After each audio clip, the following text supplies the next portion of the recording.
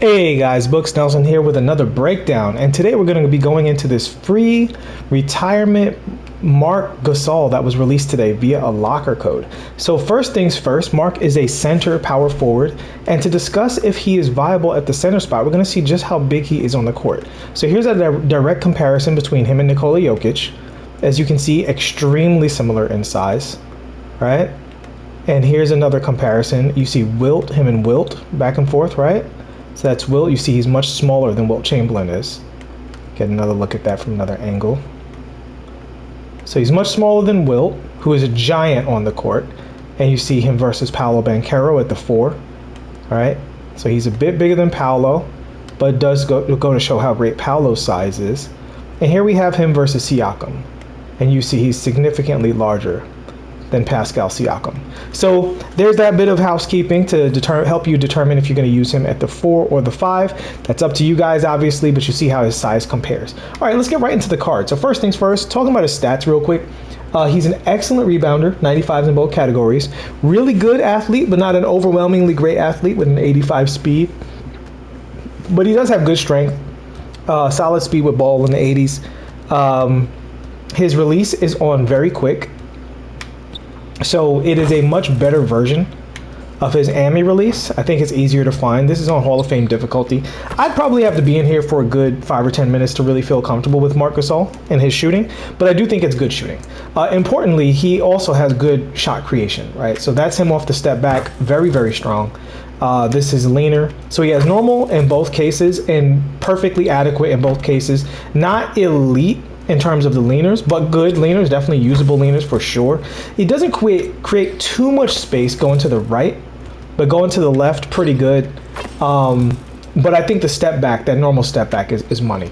I think that's a great go-to move for him, and that's important to talk about because we're going to talk about his dribbles, but we got to talk about what he's getting to with his dribbles, right? Because dribbling in one spot doesn't do anything. You have to be creating a score. Speaking of creating a score, he also has the big man, the fundamental big or default big layup package. And so this means that he has access to that floater, right? That floater where he just hits a wall and goes straight up in the air. Now, it doesn't happen every single time, but if you trigger it from far enough away from the basket, boom, there you go. Now, he doesn't have float game and he doesn't have pro touch. So I'd highly recommend giving him both of those badges. But if you do give him both of those badges, combined with a very high mid-range shot, when you go into the basket, pressing down on the stick is an elite option for this character with those, crazy floater animations. Now, you don't want to do it too far inside, like right there, because he will drag to the basket. But if you do it from far enough outside, he'll get that very, very cheesy floater layup that is super underutilized by most of the community. All right. So now let's talk about his ball handle. So ball handle wise, he has Kobe size up, right, which is very good. And he has Kobe dribble style, which is also very good. Just these two things alone mean he can move on the court pretty well, right? Kobe, his crossover and his behind the back and his between the legs are all very usable. They're not the fastest, but on a card like this, I don't think having super jittery dribbles is the important thing. I just think the ability to change direction in a convincing way. In fact, I think in some ways the wide dribbles actually sell it a little bit and can really break up your rhythm. Going one way or the other. All right, so let's talk about, he has LeBron escape, which is useless. Look at my LeBron video for that. The between the legs is all right, but the actual escape, the front escape, is absolutely terrible. So we're not going to talk too much about that. Behind the back, gotta warn you guys straight up. Marc Gasol has one of the worst behind the backs in the entire game, and I'll explain why. So first of all, here's what the behind the back looks like moving. That's absolutely abysmal, right? That's a hate crime. Here's what it looks like standing still. Here's his regular size up behind the back. This is regular size up, and this is his behind the back escape. Literally, it looks exactly the same, except having this behind the back escape has the bonus of you not being able to do the whoopty. You can't do the whoopty with that dribble. Like, you can't, for some reason, it just doesn't come out. If you've watched my channel, you've seen a million whoopties on this channel, more whoopties than probably anywhere else in the 2K community, and I physically cannot do it with Marc Gasol. Maybe you guys can figure out a way around this, but it totally shuts him down. So it's bad for that, and there's another drawback to it besides the fact that it's just not a good behind the back. It doesn't do anything for you. You can't L2 cancel with this dribble at all. He just stands in one spot. So it's not only a bad dribble, but it's a dribble that actually makes him worse. You can't even just ignore it. It cancels out other dribbles. All right, so enough with that. However, he does have other good things going for him. The main thing being he's got this James Harden snatch, which is a great combo move, and he's got this Steph Curry style, behind the combo move, which is also a great combo move. We'll look at his aggressive and normal combos as well. So this is just up on the right stick. It's okay. And then we have this one, which is actually very good. It's a lot like the Paul George. So if you take the moves that he's good at, right? He's got this normal Kobe size up. He's got the Kobe dribble style. He's got this Steph Curry combo, the James Harden snatchback, and this good aggressive combo.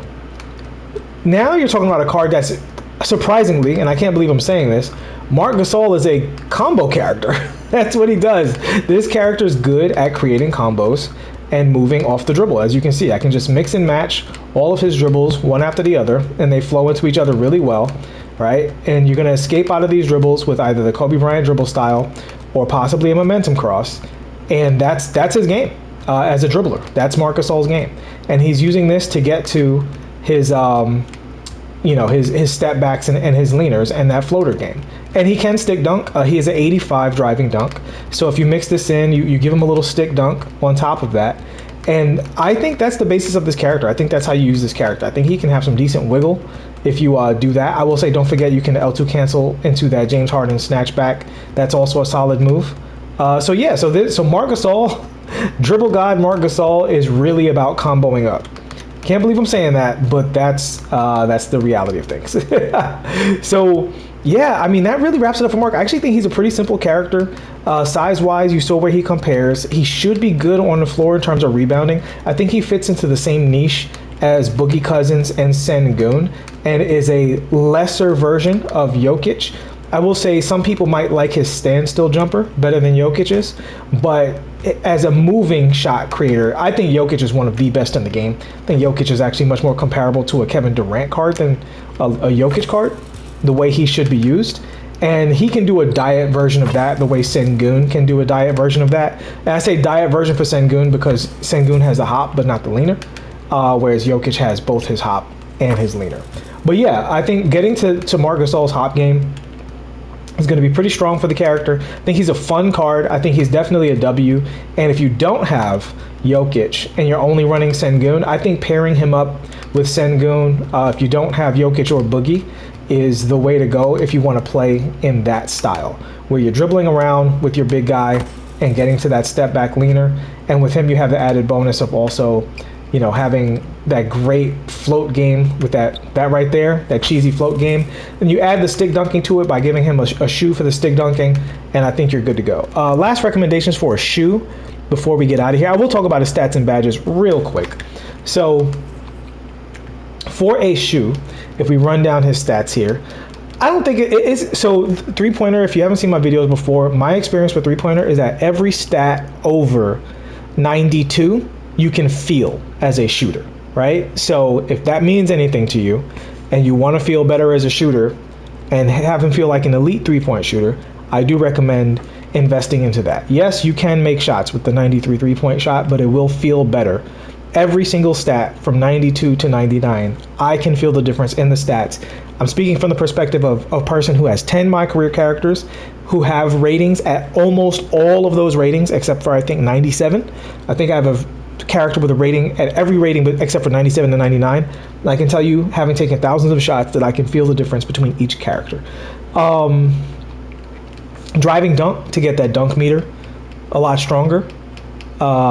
What's the other one I wanted to take a look at? And then from there, I would say his speed and his speed with the ball is what I would look at. And if you have anything left besides that, that is up to you. But those are the ones I would say are strongly recommended. And then from a badge standpoint, he's very complete. You can see his Hall of Fame badges here. I'm not going to name everything. I'm really just going to talk about the badges that I would give him. So Pro Touch, I think, is the #1 badge. Space Creator is a 1A. Handles for Days and Hyperdrive are also absolutely necessary for the card if you're going to do any dribbling with him. And while you're at it, I would say go ahead and throw out killer combos on him as well.